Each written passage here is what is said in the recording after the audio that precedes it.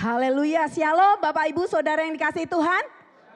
Sukacita, semangat. Salah satu bentuk kita menghormati Tuhan adalah apa yang kita lakukan tadi, amin. Yaitu memuji dan menyembah Tuhan dengan segenap hati kita, haleluya. Bagian yang ketiga minggu ini, di bulan ini Choose to Honor, saya berikan judul menghormati Tuhan, saudara ya. Ini yang ketiga, minggu ketiga. Bagian saya dan saya beri judul menghormati Tuhan.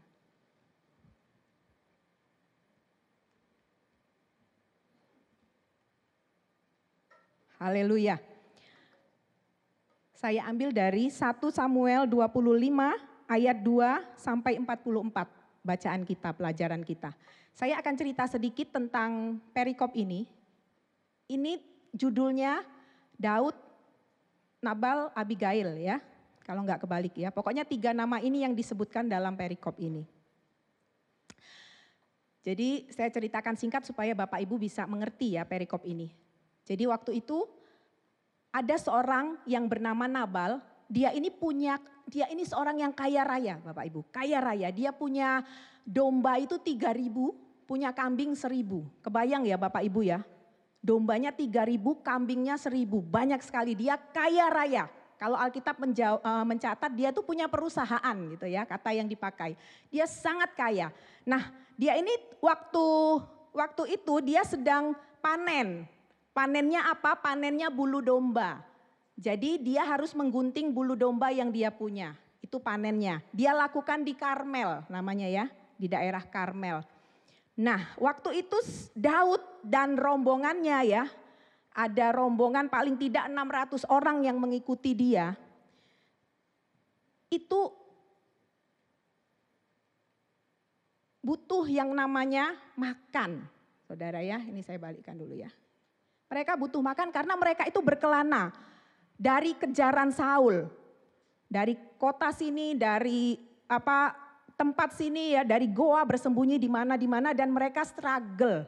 Karena mereka banyak sekali rombongannya. Nah, satu saat si Daud ini ngomong kepada 10 orang, disuruhnya 10 orang ini untuk minta sedikit dari hasil panennya Nabal supaya mereka bisa makan. Tapi Nabal menolak. Ya, Nabal menolak, singkat cerita, bahkan dia berkata kasar gitu ya. Akhirnya istrinya dikasih tahu oleh salah seorang pembantunya Nabal, lalu ngomong ke Abigail istrinya ini seorang yang bijak, seorang yang baik, seorang yang takut akan Tuhan. Dia takut jangan-jangan nanti Daud jengkel lalu membalas ya, membunuh Nabal bahkan semua rakyat. Lalu Abigail memohon kepada Daud untuk mengampuni. Itu singkat ceritanya ya, kita akan bahas satu-satu Bapak Ibu. Poin yang pertama, menghormati Tuhan adalah menghormati semua orang. Amin. Semua orang.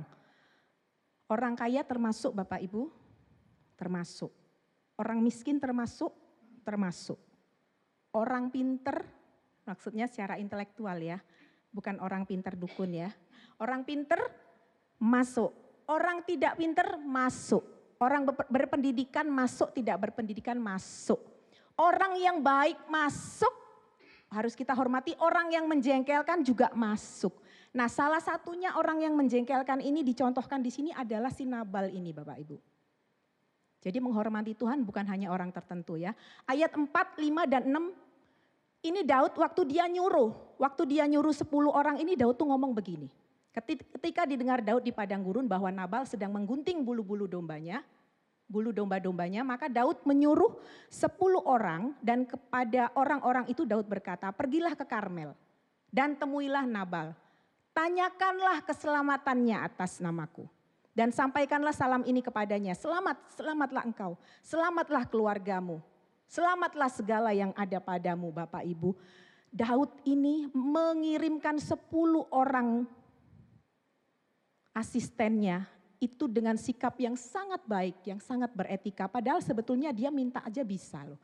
Karena dia itu orang yang diurapi Tuhan. Si Nabal ini ya hanya dia kaya aja gitu ya.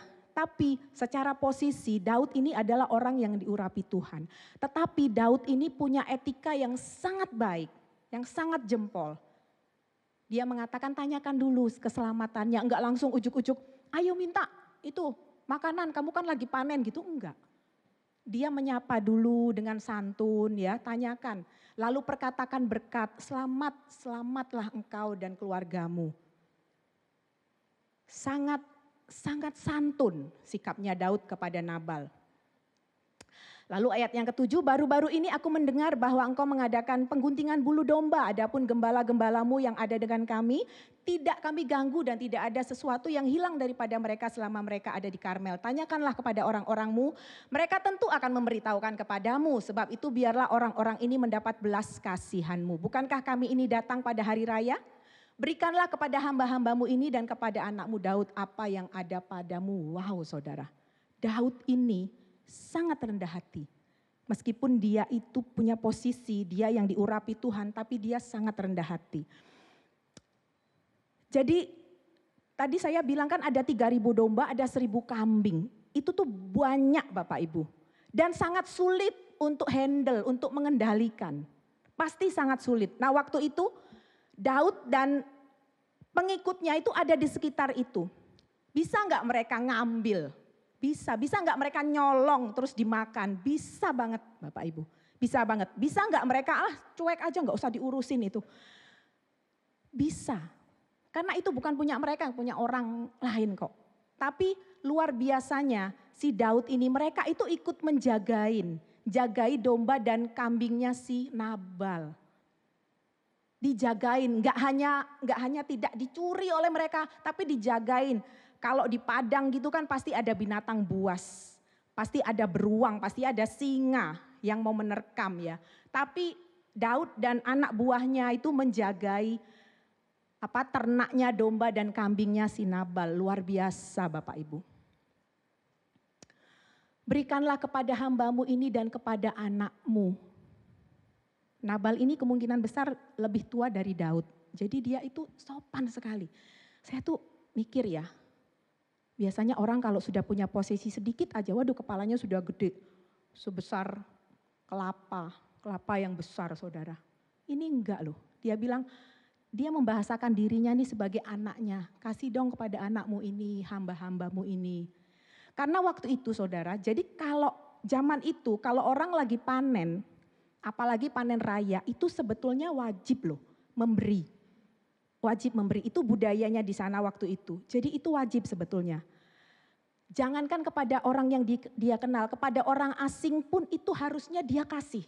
Nabal itu budayanya. Makanya Daud ini berani minta. Karena si Nabal ini sedang panen raya. Ternaknya itu bulu-bulu domba 3.000 itu lagi diguntingin. Itu seharusnya budaya mereka itu harusnya Nabal itu membagi. Kasih makan si Daud. Orang asing aja harus dikasih, makanya Daud itu berani. Tapi walaupun Daud tahu dia sebenarnya punya hak, dia orang yang diurapi. Dia ini raja meskipun dia belum ditahbiskan gitu ya menjadi raja, tapi dia itu sudah raja. Dia orang yang diurapi oleh Tuhan untuk menjadi raja. Dia memohon dengan penuh sopan, dengan penuh hormat, dengan penuh kerendahan hati kepada Nabal. Nah, saya lompat dulu ya. Tapi jawab Nabal itu apa? Ayat 10. Tetapi Nabal menjawab anak buah Daud itu katanya, siapakah Daud? Siapakah anak Isai itu? Pada waktu sekarang ini ada banyak hamba-hamba yang lari dari tuannya. Allah paling dia ngarang. Pura-pura ngomong aku si ini, padahal dia tuh orang pelarian. Masakan aku mengambil rotiku, air minumku dan hewan bantaian yang kubantai dan bahkan bukan hanya itu Nabal ini memaki-maki mereka semuanya. Haleluya. Saya kembalikan lagi tadi ya.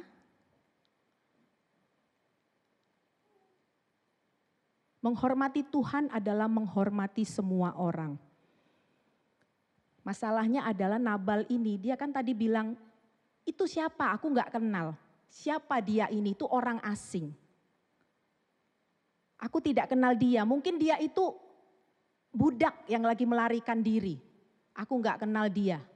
Nah Nabal ini Orang yang tidak mengenal Tuhan. Bapak Ibu, orang yang tidak mengenal Tuhan itu tidak akan bisa menghormati Tuhan. Tidak mengenal itu gini ya, kemarin kita sharing-sharing ya, ada yang I grow ya dengan kita. Jadi Bapak Ibu, KTP kita, di dalam KTP kita yang tercantum agama Kristen itu tidak menjamin bahwa kita itu mengenal Tuhan. Amin. Enggak menjamin. Mengenal Tuhan itu berarti kita itu tahu apa yang Dia inginkan. Kita itu ngerti apa isi hatinya. Sebetulnya pertanyaannya si Nabal ini kenal enggak sih dengan Daud sebetulnya? Kenal enggak? Sebetulnya dia itu kenal siapa Daud. Tapi karena dia tidak mengenal Tuhan, dia enggak peduli dengan Tuhan. Dia tidak mau tahu, tidak mau mengenal isi hati Tuhan. Dia ngomong seperti ini tadi, siapa kamu ya? Aku enggak kenal. Kenapa saya bilang Nabal ini sebetulnya kenal, tahu dengan Daud ya. Tahu, kenal kepada Daud. Nih ya, pada ayat 15 ini yang ngomong ini apa? Anak buahnya Nabal ya. Jadi ayat 15 sampai ayat 16 ini anak buahnya itu ngelapor ke istrinya Nabal. Anak buahnya aja tahu kok siapa Daud. Pasti Nabal itu juga tahu siapa Daud. Tapi dia itu seperti bebal. Jadi Nabal itu artinya degil. Bebal ya. Hampir mirip ya. Nabal, bebal gitu ya. Jadi dia tuh bebal bukan karena dia nggak kenal Daud Bapak Ibu. Karena semua orang di Israel itu tahu, semua orang Israel itu tahu Daud. Makanya ini anak buahnya ini langsung lapor ke istrinya karena anak buahnya tuh tahu Daud ini siapa. Orang yang tidak kenal Tuhan dia itu akan menjadi bebal. Tidak kenal ya, tidak kenal, tidak mau tahu, nggak mau peduli. Apa yang Tuhan inginkan, apa yang menjadi isi hatinya Tuhan. Itu dia akan menjadi orang yang tidak peduli seperti Nabal. Anak buahnya aja bisa ngomong, orang-orang itu tuh sangat baik loh Bu, ngomong sama Abigail. Ya, istrinya Nabal tuh namanya Abigail. Orang-orang itu tuh baik loh Bu padahal. Mereka nggak ganggu. Kami tidak kehilangan apa-apa, padahal mereka tuh deket loh, kita tuh berdekatan. Mereka mau nyolong domba kita aja gampang. Bahkan mereka itu seperti pagar tembok, melindungi loh Bu. Bukan hanya nggak ngambil, dia lapor kepada Abigail. Tapi loh Bapak itu bahkan memaki-maki. Memaki-maki Daud dan rombongannya yang sudah begitu baik sama kita. Itu orang degil Bapak Ibu, itu orang bebal. Ya. Si Nabal, orang yang tidak mengenal Tuhan tuh gak bisa menghormati. Siapa Daud? Aku gak tahu, bahkan dia maki-maki Daud. Ayat 36 itu menjelaskan lagi. Sampailah Abigail kepada Nabal dan tampaklah Nabal mengadakan perjamuan di rumahnya seperti perjamuan raja-raja. Orang yang tidak mengenal Tuhan tuh gak tahu hatinya Tuhan. Hatinya Tuhan yang belas kasihan, hatinya Tuhan yang generous. Dia gak mau kenal Tuhan. Dia mau hidup untuk dirinya sendiri. Panen raya, bulu domba yang baru dia panen hanya dia pakai untuk memuaskan dirinya sendiri dengan apa? Dengan berpesta pora. Dia nggak mau peduli yang lain. Saudara, Nabal ini gambaran orang percaya yang hidup untuk dirinya sendiri, yang bebal, yang nggak mau peduli, yang tidak mau kenal Tuhan. Pokoknya aku seneng gitu ya. Pesta, habis panen raya pesta. Pestanya seperti perjamuan raja-raja. Katanya itu pesta yang meriah sekali. Enggak peduli. Nabal ini enggak mau peduli. Padahal dia itu sudah sudah mendapatkan budi gitu ya. Sudah mendapatkan jasa loh dari si Daud. Tapi dia enggak mau tahu. Alah siapa, pokoknya aku yang senang, aku hidup untuk diriku sendiri. Pokoknya aku pesta pora, aku senang, aku punya duit banyak, aku punya pegawai banyak, hidupku senang, aku gak peduli orang lain. Itu orang yang tidak mengenal Tuhan, dia gak bisa menghormati Tuhan, saudara. Hidupnya hanya untuk dirinya sendiri, tidak menghormati Tuhan. Haleluya. Si Daud ini sempat kepancing dia ya, sempat emosi. Waduh, sia-sia aku melindungi punya si Nabal ini. Dia membalas kebaikanku dengan kejahatan. Ayat 22 malah timbul keinginan, timbul kemarahan di dalam hatinya. Beginilah kiranya Allah menghukum Daud, bahkan lebih daripada itu, jika aku tinggalkan hidup sampai pagi seorang laki-laki saja pun dari semua yang ada padanya. Daud ini sempat kepancing emosi karena dimaki-maki sama Nabal, saudara. Sempat emosi dia. Saya mikir ya Daud kan masih manusia ya. Dia punya perasaan ya. Dimaki-maki gitu udah dijagai siang malam domba-dombanya yang 3.000 dan 1.000 itu. Sampai mungkin mereka lek-lekan gak tidur. Tapi minta makan waktu mereka panen aja itu. Malah memaki-maki, sempat jengkel dia. Sempat jengkel. Bukankah ini respon kebanyakan orang, saudara? Ini respon kebanyakan orang, udah dibaikin. Sudah dibaikin. Sudah dikasih bantuan. Sudah dinasehati baik-baik. Malah menikung, menusuk dari belakang. Ini enggak, emosi enggak? Ini respon awal kebanyakan orang. Ya oke lah ya, karena kita masih punya perasaan gitu ya. Masih jengkel, kurang ajar. Padahal aku sudah nolongi dia sedemikian rupa. Si Daud ini respon awalnya, tapi saudara jangan berhenti sampai di situ ya. Jangan berhenti sampai di situ. Ayat 13 bahkan enggak hanya kepancing nih, sudah marah memuncak di ubun-ubun. Dia bilang, ayo sandanglah pedang. Ayo angkat pedang. Kita ke sana, kita bunuh si Nabal yang kurang ajar itu ya. Yang kurang ajar itu ya. Dia bawa 400 pasukannya. Dia tadi kepancing, naik sampai ke ubun-ubun juga. Ayo siapkan pedangmu, bawa semua. Sangat kurang ajar gitu ya. Saudara, itu respon awal kebanyakan orang. Kebanyakan ya. Tetapi yang kedua, keputusan ini yang penting yang dilakukan oleh Daud. Menghormati Tuhan berarti mendengarkan dia.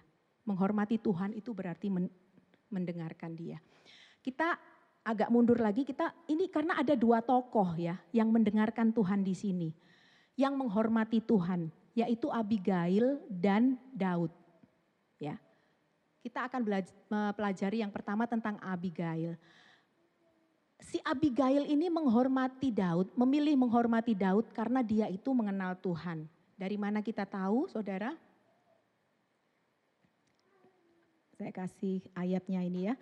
Ayat 23, ketika Abigail melihat Daud, segeralah ia turun dari atas keledainya lalu sujud menyembah di depan Daud dengan mukanya sampai ke tanah. Jadi waktu tadi bujangnya, waktu tadi pembantunya lapor kepada Abigail, ibu tolong, kalau enggak nanti semua kita dibunuh oleh Daud. Bapak bu memaki-maki Daud dan rombongannya yang sudah baik, ibu tolong bu, ibu harus melakukan sesuatu. Abigail ini dia itu mengenal Tuhan, dia itu tahu rancangan Tuhan atas Daud. Ya, dia ini mengenal Tuhan. Makanya dia bisa ngomong panjang lebar seperti ini, Bapak Ibu bisa baca ya. Dia perkatakan dirinya itu sebagai hamba. Dia sujud langsung, sujud dengan mukanya sampai ke tanah kepada Daud. Sudah tuanku, sudah enggak usah pedulikan lagi perkataan Nabal ya. Ampuni Nabal, aku aja yang menanggung kesalahan itu.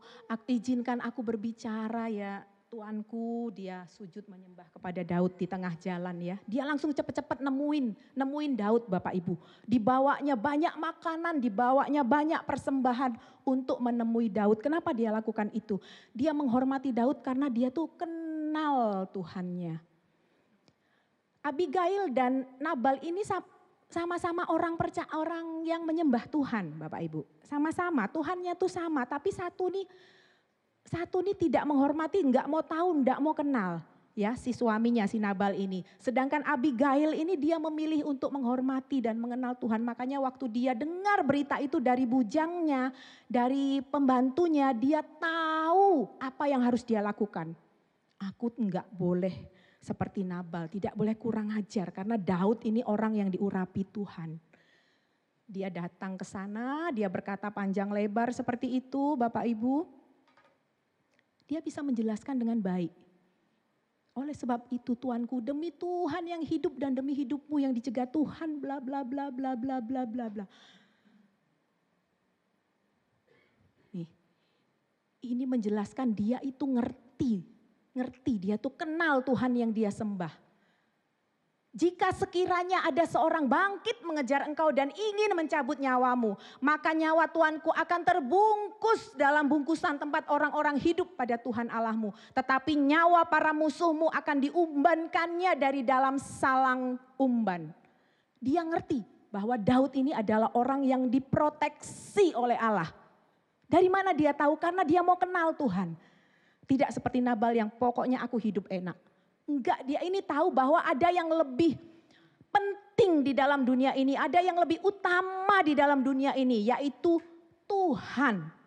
Tidak seperti Nabal, pokoknya aku senang di dunia, aku hura-hura, aku enggak peduli orang lain. Berbeda dengan istrinya, istrinya tahu, kita hidup ini bukan hanya untuk diri kita. Tetapi ada ini loh, ada rancangan Tuhan. Ada Tuhan ini punya mau gitu. Yaitu melalui Daud. Makanya dia bilang, aku tahu. Kamu itu diapa, kalau orang Semarang gini, mbok diapa apa ke gitu ya. Kamu pasti tidak akan kenapa-kenapa. Karena aku tahu kamu tuh dibungkus. Wow, dia tuh punya pengertian yang luar biasa. Karena apa? Karena dia mau mengenal Tuhan. Dia mau tahu rancangan Tuhan itu seperti apa ya. Tuhan itu pengen dia seperti apa. Makanya dia bisa memperkatakan panjang lebar tadi ya, 3 slide tadi. Karena dia tuh punya pengertian, punya pengenalan akan Tuhan. Beda banget dengan si Nabal, saudara ya. Dan yang penting adalah dia mau mendengarkan suara Tuhan melalui siapa tadi? Melalui bujangnya yang ngomong tadi. Dia tuh mau dengar suara Tuhan. Saat kita mungkin ada di persimpangan ya, Tuhan aku nih sebaiknya ini apa ini ya. Aku nih sebaiknya tak bales ini apa tak diem ke Tuhan. Ini tak bales soalnya kurang ajar banget ini Tuhan. Apa saya diamkan ya. Terus teman kita ngomong, teman di iCare, jangan. Sudah jangan toh, jangan dibales. Tapi kurang ajar banget ini, kurang ajar banget, jangan. Nah kalau kita mendengar, itu kita mendengar suaranya Tuhan sama kayak Abigail mendengar suaranya si bujangnya tadi. Saudara, banyak cara Tuhan itu berbicara kepada kita. Tetapi itu pilihannya kita, ya pilihannya kita. Apa kita mau seperti Nabal memilih untuk mengeraskan hati, enggak mau ngasih Daud, atau kita mau seperti Abigail yang waduh bahaya ini ya, bahaya. Aku sedang berurusan sama Tuhan ini ya. Bukan hanya dengan Daud tapi dengan Tuhan. Jadi banyak cara Tuhan itu berbicara kepada kita. Tuhan berbicara kepada Abigail lewat bujangnya. Apabila Tuhan melakukan kepada tuanku sesuai dengan segala kebaikan yang difirmankannya kepadamu dan menunjuk engkau menjadi raja atas Israel, maka tak usahlah tuanku bersusah hati dan menyesal karena menumpahkan darah tanpa alasan. Dan karena tuanku bertindak sendiri dalam mencari keadilan, dan apabila Tuhan berbuat baik kepada tuanku, ingatlah kepada hambamu ini. Dia tahu, saudara, dia tahu. Ingat ya Daud, dia ngerti Daud itu siapa. Dia ngerti Daud itu orang yang diurapi Tuhan. Ada Tuhan di belakangnya Daud, dia ngerti. Makanya dia bilang, ingat aku ya Daud. Gak hanya cari duit kayak Nabal memperkaya diri sendiri dan enak sendiri gitu. Tanpa memikirkan sesuatu yang jauh lebih penting, yang jauh lebih mulia seperti Abigail. Makanya pada akhirnya si Daud ini mengambil Abigail sebagai istrinya. Karena Daud ini tercengang atas hikmat yang ada pada Abigail. Seorang wanita yang luar biasa saudara. Ingatlah kepada hambamu ini, dia tahu loh hidup aku ini, dia seorang kaya Bapak Ibu. Dia tuh nyonya kaya, tapi dia tahu kekayaan yang dia punya itu bukan sesuatu yang tertinggi di dalam hidupnya yang harus dia kejar. Yang harus dia kejar adalah ingatlah aku. Ingat aku hambamu ini Daud. Karena dia tahu di belakang Daud ada Tuhan. Ingat aku. Dia tahu hartanya yang banyak itu, yang domba kambing ribuan itu tuh gak sepadan dengan Daud yang datang. Daud yang di belakangnya ada Tuhan. Dia bilang, ingat aku Daud. Luar biasa saudara ya. Tadi Abigail, lalu kita belajar tentang Daud. Tadi Daud sempat emosi, sempat keubun-ubun, ya, sempat suruh, ayo pedang, angkat pedang kita gitu ya, sempat keubun-ubun nih. Tapi waktu dia dengar Abigail ngomong panjang lebar dengan penuh hikmat, Abigail sujud menyembah minta ampun, Daud memilih untuk menghormati Tuhan.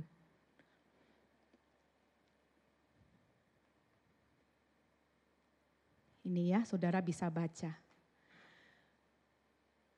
Terpujilah kebijakanmu dan terpujilah engkau sendiri.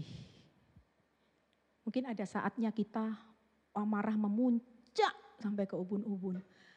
Tapi ada kalanya satu orang yang datang berkata, kamu tuh ya, bulan lalu, not keeping score. Jangan hitung-hitung kesalahan. Memilih untuk menghormati. Apa yang mau kita dengar Bapak Ibu? Kita mau seperti Daud, ya, yang walaupun sudah dek gitu ya. Tapi dia mengatakan pada akhirnya, terpujilah Tuhan yang membela aku dalam perkara penghinaan Nabal terhadap aku dan yang mencegah hambanya. Tadi di atas tadi dia juga bilang kepada Abigail, makasih ya, kamu sudah mencegah aku untuk menumpahkan darah Nabal dan semua laki-laki di sana. Terima kasih karena kamu sudah mengingatkan aku. Itu yang dipilih oleh Daud Bapak Ibu. Pelajarannya untuk kita. Siapa yang mau kita tiru? Kalau saya sih mimpinya Bapak Ibu ya. Kalau saya tuh mimpinya ya, Jemaat Living Water itu. Kalau ada orang yang berbuat jahat, kalau ada orang yang memperkatakan fitnah, kalau ada orang yang menikung, kalau ada orang yang mencuri dari kita. Impian saya itu adalah kita itu sudah tidak ada di level yang bisa kepancing lagi gitu. Ya. Tapi tadi contohnya Daud aja masih kepancing gitu ya. Oke lah masih kepancing, gak apa-apa sesaat gitu ya respon. Tetapi ingat bahwa kita mau mendengar suara Tuhan atau tidak. Ya. Syukur-syukur, puji Tuhan. Kalau kita tuh sudah di level mau dia papain itu tuh terserah gitu loh, terserah ya. Nggak ngefek. Sebenarnya bisa nggak? Bisa. Kemarin kita sharing-sharing ya berempat ya di bawah.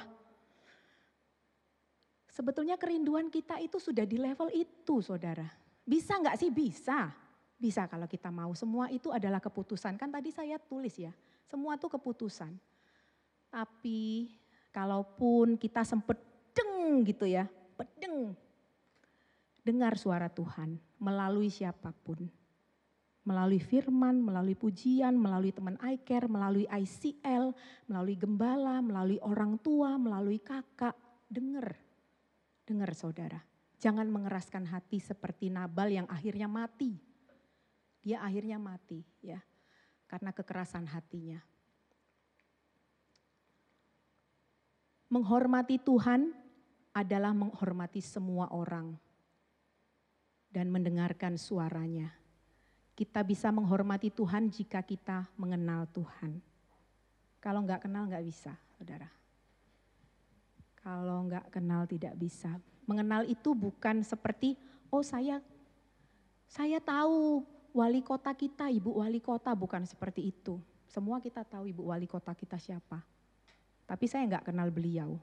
Saya enggak tahu hatinya kayak apa, saya enggak tahu karakternya. Tapi kalau saudara tanya, yang Bu Ompin kenal siapa? Ya pasti yang paling saya kenal itu suami saya. Saya tahu apa yang menyenangkan dia. Saya tahu dia paling suka pete. Kalau dia lihat pete dia tidak tahan,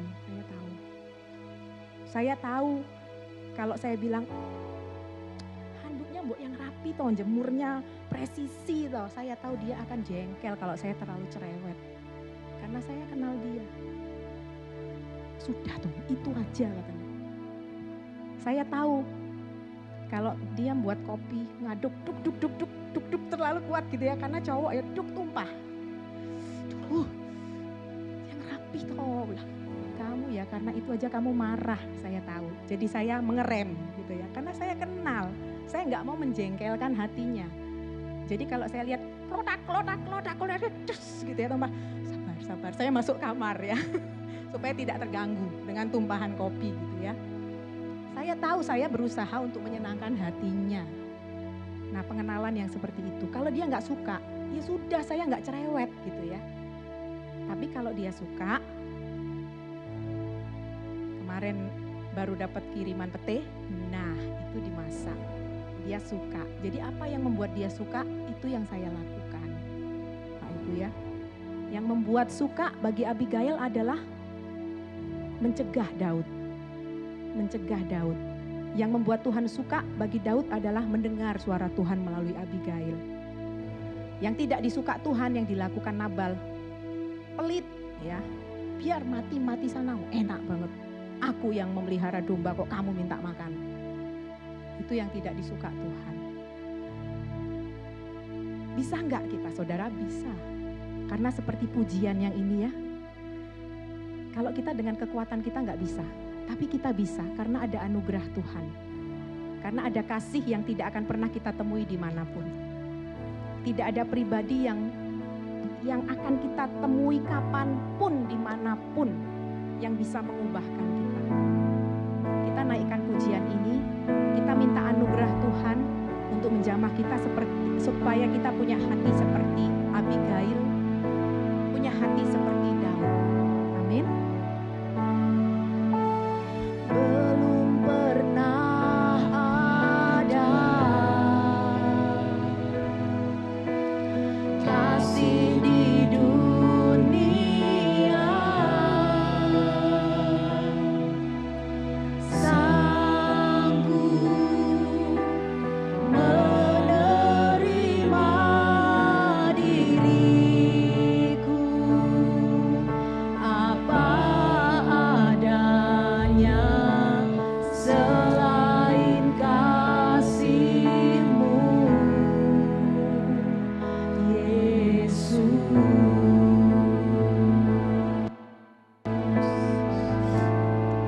Ya Tuhan, takkan ada lagi kasih seperti ini, sanggup mengubahkan hidupku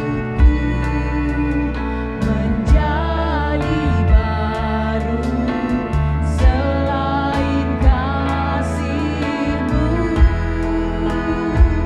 Yesus.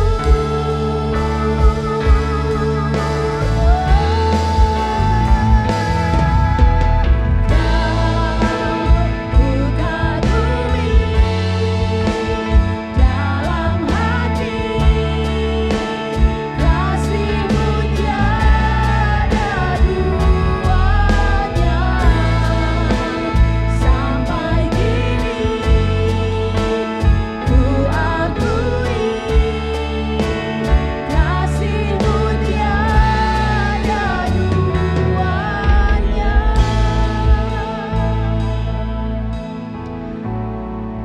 Engkau boleh memikirkan satu nama, beberapa nama yang hari-hari ini begitu menyakiti hatimu, begitu merugikan engkau. Engkau boleh memikirkannya. Tapi ingat bahwa anugerah Tuhan lebih besar dari semua dosa-dosa yang sudah kita lakukan. Tidak ada satu kejahatan pun yang melebihi kejahatan yang sudah pernah kita buat, bahkan yang akan kita buat.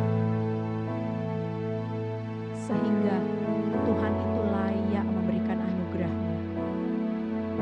Karena itu tidak ada alasan untuk kita tidak membalas kejahatan dengan kebaikan. Jangan biarkan emosi itu menggerogoti hati kita. Jangan biarkan kemarahan itu menghancurkan hati kita. Balaslah kejahatan dengan kebaikan.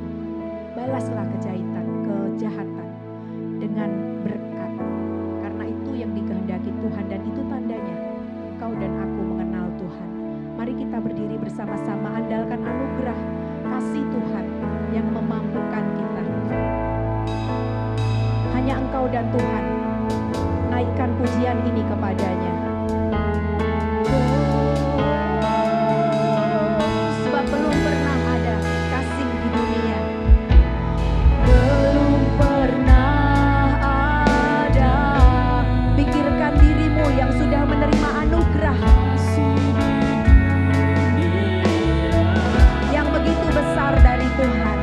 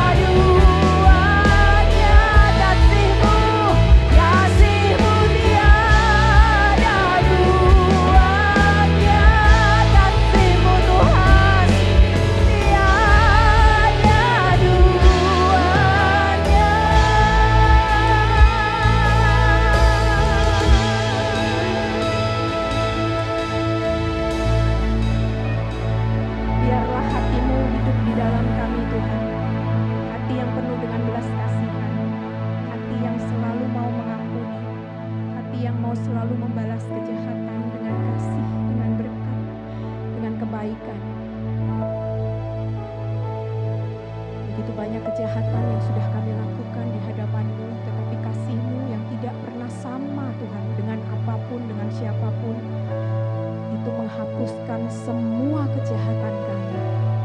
Dan kami harus melakukan itu juga kepada orang lain, kepada sesama kami. Terima kasih Tuhan Yesus. Kami mengucap syukur dan berdoa di dalam nama Tuhan kami Yesus Kristus. Amin. Silakan Silakan duduk Bapak Ibu.